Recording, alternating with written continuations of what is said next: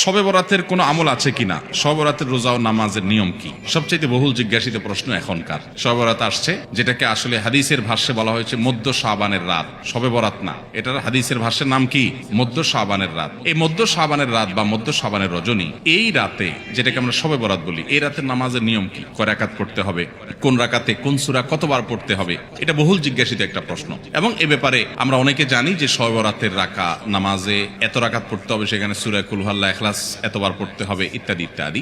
লাইলাতুল কদর ছাড়া অন্য যে সমস্ত রাতের ফজিলত আছে, এর মধ্যে 10টা রাতের কথা আল্লাহ তাআলা শপথ করেছেন, ওয়াল ফাজরি ওয়া লায়ালিন আশর। সে 10টা রাত হলো জিলহজের প্রথম দশক। খবরও নেই আমাদের দেশে মানুষের, যে রাতগুলোর শপথ আল্লাহ কোরআনে করছেন, কত ফজিলতপূর্ণ, কিন্তু জিলহজের প্রথম দশকের রাতের কোন বিশেষ ফজিলতের কথা আমরা কয়জনে জানি? যাই হোক, মধ্য শাবান রজনীর কথা আমরা বেশি জানি শুধু না, সবচেয়ে বেশি আমরা এ রাতে ইবাদত বন্দেগীর চেষ্টা করি। তো সবচেয়ে বেশি চেষ্টা তো হওয়া উচিত হলো লাইলাতুল কদরে। এর পাশাপাশি যদি কেউ মধ্য শাবানের রাতে আল্লাহ তাআলার ক্ষমা লাভের চেষ্টা করে, সেটা দোষণীয় না, সেটা জায়েজ। এই রাতের এতটুকু ফজিলত অবশ্যই প্রমাণিত যে আল্লাহ রাব্বুল আলামিন এই রাতে হিংসুক ছাড়া, মুশরিক ছাড়া বাকি মানুষগুলোকে সাধারণ ক্ষমা ঘোষণা করেন। অতএব এই রাতের একেবারে কোনোই ফজিলত নেই, ব্যাপারটা সেরকম না। বিভিন্ন হাদিসের আলোকে এইটুকু অন্তত সাব্যস্ত হয় যে আল্লাহ তাআলা হিংসুক এবং আপনার মুশরিক ছাড়া, মানুষের পিছিয়ে লাগে শত্রুতা, এই মানুষ ছাড়া বাকি মানুষ থেকে মাফ করে। তাহলে মধ্য শাবানের রাত বা যেটাকে শবে বরাত বলছি আমরা, এই রাতের মূল আমলই হলো, এটাকে কেন্দ্র করে মূল আমলই হলো নিজেকে শিরক এবং হিংসা থেকে পরিচ্ছন্ন করা, সাধারণ ক্ষমার উপযুক্ত করা, এটা হলো মূল আমল, বাস। এর বাইরে আপনি ক্ষমা লাভের জন্য যদি চেষ্টা করেন, সেটা কোনো দোষণীয় বিষয় নয়। তবে এই রাতকে কেন্দ্র করে বিশেষ ফরম্যাটে নামাজ, রাত জেগে, তারপর বিশেষ ফরম্যাটে ইবাদত, এই সূরা এতবার, এই নামাজ এত রাকাত, এরকম কোনো কথা কোরআন হাদিসে বর্ণিত হয়নি। এগুলো আমরা মন গড়া বানিয়ে নিয়েছি। এবং যদি এরকম কোন ফরম্যাট আমরা ঠিক করে নিয়ে সেভাবে ইবাদত করাটাকে আমরা এই রাতের আমল, শরিয়া সিদ্ধ আমল মনে করি বা সুন্নাহ আমল মনে করি বা কোন নির্দিষ্ট আমল মনে করি, তাহলে বেদাতে পর্যবসিত হবে। অতএব বাড়াবাড়ি এবং ছাড়াছাড়ি এই দুইটাই আমাদেরকে পরিহার করতে হবে। যতটুকু আছে ততটুকু আমরা আমল করব এবং এসে আমল অনুযায়ী আমরা চলার চেষ্টা করব। শবে বরাতে সবচেয়ে বেশি মানুষ মসজিদে কেন ভিড় জমায় বলেন তো? শবে কদর বেশি ফজিলতপূর্ণ না এই রাত? শবে কদর কোন তুলনা আছে শবে কদরের সাথে কোনটার? কিন্তু শবে কদরে কি এত মানুষ ইবাদত বন্দেগী করার চেষ্টা করে শবে বরাতে যত করে? কারণ কি? মিষ্টির জন্য বলে। খারাপ বলেন নাই। আমি ছোট, আমার মনে আছে এক মসজিদে সারা রাত শবে বরাতে এরকম দোয়া দরুদ হয়েছে। এবার শেষে মিষ্টি বিতরণ হচ্ছে, জিলাফি দিতে আর কি, তখন তো জিলাফি দেওয়া হচ্ছে। তো এক আল্লাহর বান্দা তার যে জিলাফি দিচ্ছে, সবাই দুটা দুটা করে দিচ্ছে, ভুলে তার একটা পড়ছে। পরে সে জিলাপিটি নিয়ে এসে বাইরে ওই মুয়াজ্জিন বেচারার 14 গোষ্ঠী গালিগালাজ করতে করতে বলতেছে যে সারা রাত বেটা সবচেয়ে বেশি কানলাম আমি, আর দিছে আমার একটা। আল্লাহর কাছে এই নসিব চাই এই একটা জিলাপি নিয়ে পাইলাম। সে কানতে কানতে মুয়াজ্জিনকে গালিগালাজ করতে উঠতে যাচ্ছে। আমার ছোটবেলার ঘটনা। যাই হোক, তো মিষ্টির জন্য যায় না, এটা পুরোপুরি সঠিক না। এত অভাব পড়ে না যে সারা রাত মানুষ মসজিদে পড়ে থাকবে একটু মিষ্টির একটা প্যাকেটের জন্য। আমার মনে হয় না। আমার যেটা মনে হয়, সবচেয়ে বেশি মানুষ এ রাতে ইবাদত বন্দেগীর চেষ্টা করে, কারণ মানুষ মনে করে এ রাতে ভাগ্য নির্ধারণ হয়। অতএব এক রাতে ইবাদত বন্দেগী করে যদি সারা বছরেরটা ফাইনাল করে ফেলতে পারি, মন্দ কি? এই হলো মূল কাহিনী। আল্লাহ তাআলা আমাদেরকে বিশুদ্ধ পদ্ধতিতে ইবাদত বন্দেগী করার তৌফিক দান করুন।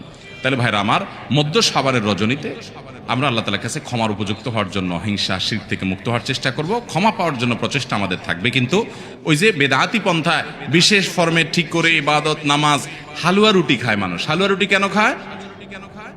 কেন খায় হালুয়া রুটি ভাই? সারা দেশে অনেক জায়গায় এখনো এটা হালুয়া রুটি ওই দিন বানাবে মানুষ। হালুয়া রুটিটা কেন হয় বলেন তো? বলে যে নবী সাল্লাল্লাহু আলাইহি ওয়াসাল্লাম উহুদের যুদ্ধে তার দন্দান মুবারক শহীদ হয়েছে, এই জন্য উনি শক্ত খানা খাইতে পারতেন না, হালুয়া খাইতেন। এই জন্য আমরা হালুয়া খাই। আরে ভাই, নবী সাল্লাল্লাহু আলাইহি ওয়াসাল্লামের দাঁত ভাঙছে প্রথম কথা, ওটা শাবান মাসে ঘটেই না, ওটা পড়ছে আরেক মাসে। আপনি এটা এই মাসে আনলেন কোত্থেকে? আচ্ছা, তারপরে যদি ধরে নেই এই মাসেই হয়েছে, তো ওনার দাঁত ভাঙছে কাদের আঘাতে? মুশরিকদের আঘাতে, তাই না? আল্লাহর দুশমনদের আঘাতে। তো কাফেরদের আঘাতে, দাঁত ভাঙাতে উনি হালুয়া খাইছে বলতেছেন, যদি এটার কোনো ভিত্তি নেই, বোগাস কথা। তারপরে ধরে নিলাম, তো আপনি ভালো দাঁত নিয়ে হালুয়া খাচ্ছেন কোন শরমে? আপনার বাপের একটা শত্রু আছে, আপনাদের ফ্যামিলির একটা শত্রু আছে, সে আপনার বাপের ধরে আচ্ছা ধরে মেরে ঠ্যাং ভেঙে দিয়েছে। আপনার বাপ বেচারা ওই ভাঙা ঠ্যাং নিয়ে, একটা লাঠি নিয়ে ভর করে করে খোড়ায় খোড়ায় উনি হাঁটেন, কারণ পা ভেঙে গেছে বেচারা। আপনি আপনার বাবার ওই যে শত্রু, যে আপনার বাপের পা ভাঙছে, ওই শত্রুর সাথে আপনার বিরাট দরম বরম দোস্তি, চা দোকানে আড্ডা ফাড্ডা মারেন, সব জায়গায় ঠিক আছে, কিন্তু বাড়িতে আইসা বাপের সামনে আপনি ভালো পাও নিয়া একটা লাঠি নিয়ে আপনি খোঁড়ায় খোঁড়ায় হাঁটেন। কেন? বাবার প্রতি সহমর্মিতা দেখা, যে আমার বাবার যেহেতু পা ভেঙে দিছে এই জন্য বাবা খোঁড়া খোঁড়ায় হাঁটে, আমি এখন ভালো পাও নিয়া লাঠি নিয়ে খোঁড়ায় খোঁড়ায় হাঁটতেছি। কি বলেন? এই দৃশ্য যদি দেখে আপনার বাপে কি করবে? হাতের লাঠিটা দিয়ে বলবো আমার পাও যা যাক, তোর আগে কয়টা বাড়ি দিই বেয়াদব, তুই আমার ব্যাঙ্গাইতে আসছস, আমার পা ভাঙছে যারা, তুই পারলে তাদেরকে বিচারের আওতায় আনবি, তাদের একটা বিহিত করবি। সেটা না করে তার লগে তলে তলে তোমার সম্পর্ক, তুমি আসছো আমার এখানে নাটক করে আমার সহমর্মিতা জাহির করতে। নবী সাল্লাল্লাহু আলাইহি সাল্লামকে যারা দাঁত ভাঙছে তাদের সাথে তো দোস্তির কোনো কমতি নেই, তাদের প্রতি তো আপনার সহমর্মিতার কোনো কমতি নেই, ওয়ালা বারা বলতে কিচ্ছুই নেই। কিন্তু আপনি হালুয়া খায়া ভালো দাঁত নিয়া আপনি নবী সাল্লাল্লাহু আলাইহি ওয়াসাল্লামের প্রতি সহমর্মিতা প্রদর্শন করছেন, এর চেয়ে হাস্যকর আর কি হতে পারে? আল্লাহ আমাদেরকে সঠিকভাবে দিন পালন করার তৌফিক দান করুন। সবরাতে আসলে ওই যে আগে একসময় আমরা দেখতাম পটকা ফুটতো, বাজি ফুটাইতো, যাক আলহামদুলিল্লাহ এগুলো পুলিশ প্রশাসনের নির্দেশনার কারণে থামছে। এরপরে ওই যে আতশবাজি করা, রাতে গোসল করা, অনেক তামাশা আমাদের সমাজে আছে সবরাতকে কেন্দ্র করে, শত শত বেদাতের আয়োজন এ রাতকে কেন্দ্র করে আছে। আল্লাহ আমাদেরকে এগুলো থেকে বেঁচে থাকার তৌফিক দান করুন। আমরা আল্লাহর কাছে ক্ষমা লাভের চেষ্টা করবো, আল্লাহ আমাদেরকে ক্ষমা লাভ করার, ক্ষমা পাওয়ার তৌফিক দান করুন।